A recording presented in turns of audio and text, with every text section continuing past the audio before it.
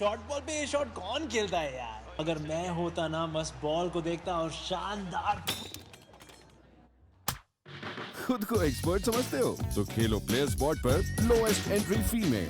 इस गेम में financial risk है और लत लग सकती है। कृपया जिम्मेदारी से खेलें और अपनी रिस्क पे खेलें। सबसे अहम आपने जो घोषणा की बजट में कि जब 100 साल पूरे होंगे देश की आज़ादी को, तो दिल्ली आवेदन करेगी ओलंपिक खेलों के लिए। इसके पीछे की क्या वजह है और क्या तैयारियां हैं? क्योंकि बहुत बड़ा स्पोर्ट्स इंफ्रास्ट्रक्चर चाहिए दिल्ली को ऐसी स्थिति में। क्या इसके पीछे आपने पूरी रिसर्च की है और आगे की क्या तैयारी है? रिसर्च भी की है और सपना भी देखा है, दोनों है। मैं बहुत सारे खेल प्रेमियों से मिला हूँ, बहुत खिलाड़ियों से मिला हूँ, कोचेस से मिला हूँ, उनके पेरेंट लोगों से मिला हूँ। सबके मन में ये सपना है कि भाई हमारे यहाँ ओलंपिक्स क्यों नहीं होते। ओलंपिक्स अचानक किसी ओवरनाइट नहीं हो जाएंगे। आज हम सोचे और 3 साल में ओलंपिक करा देंगे, ऐसा दुनिया में कभी नहीं होता है। जिन देशों में, जिन शहरों में ओलंपिक्स हुए हैं, वहाँ 15-15, 20-20 साल की तैयारियाँ लगी हैं। तो जब हमारा 100वां आज़ादी का साल आएगा, उस वक्त की तैयारी हम आज से शुरू करें और उसी में हम तय करें कि हम अपने स्पोर्ट्स इंफ्रास्ट्रक्चर को अगले 10-12 साल में इतना लेके जाएंगे कि 12 साल बाद हम बिडिंग करने की स्थिति में आ जाएं। जो मैंने बात की है 2048 में जो ओलंपिक्स गेम्स होंगे, उनकी शुरुआत होगी बात करने की 2032 से। 2032 में उसकी बिडिंग प्रोसेस शुरू होगी। 2032 से 35 के बीच में उसका बिडिंग प्रोसेस कंप्लीट होना है। हमारे पास 10-12 साल है।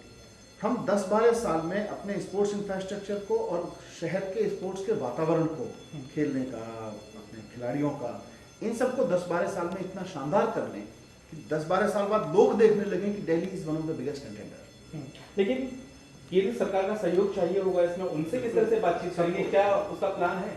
सबका सहयोग चाहिए होगा और बिना केंद्र सरकार के सहयोग के तो ये कभी भी संभव नहीं है। केंद्र सरकार से हर तरह का सहयोग, और केंद्र सरकार भी करेगी मदद। भाई दिल्ली देश की तो राजधानी है, केंद्र सरकार देश की तो सरकार है।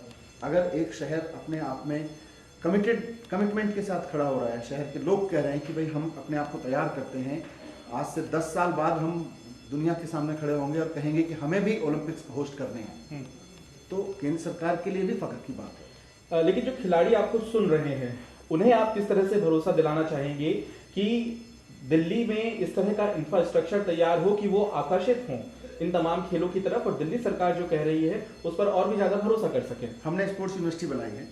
पिछले 5-7 साल में हमने जितना स्पोर्ट्स का वर्ल्ड क्लास इंफ्रास्ट्रक्चर डेवलप किया है, उससे हमारे खिलाड़ियों का हौसला बढ़ा है।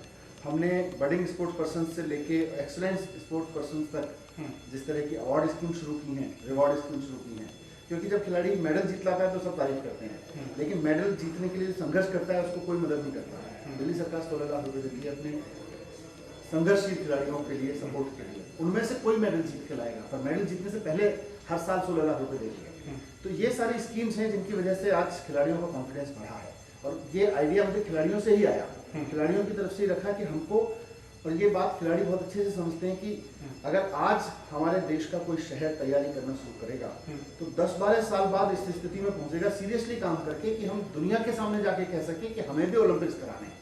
उसके बाद होगा नहीं होगा वो 2032-33 की बिडिंग पे तय क्या होगा, लेकिन हमें कराने हैं। इस लायक बनने के लिए हमें 10-12 साल लगेंगे और आज हम उसकी तैयारी शुरू कर रहे हैं।